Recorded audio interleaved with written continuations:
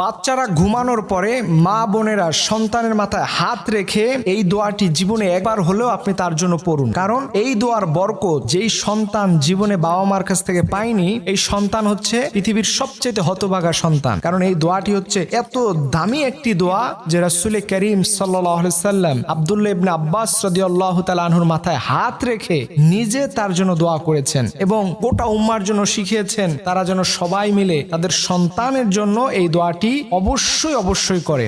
ভালো মানুষে সে পরিণত হবে এবং এর মাধ্যমে তার মাথার ব্রেন শক্তি, তার মেধা শক্তি এত বেশি বৃদ্ধি পাবে যে আপনি কল্পনাও করতে পারবেন না। এর জন্য রাসূল সাল্লাল্লাহু আলাইহি সাল্লাম আমাদেরকে শিখিয়েছেন যে অবশ্যই এই দোয়াটি তার মাথায় হাত রেখে ঘুমানোর পরে তোমরা পড়বে, আল্লাহুম্মা ফাক্কিহু ফিদ্দীন ওয়া আল্লিমহু তাউইলা।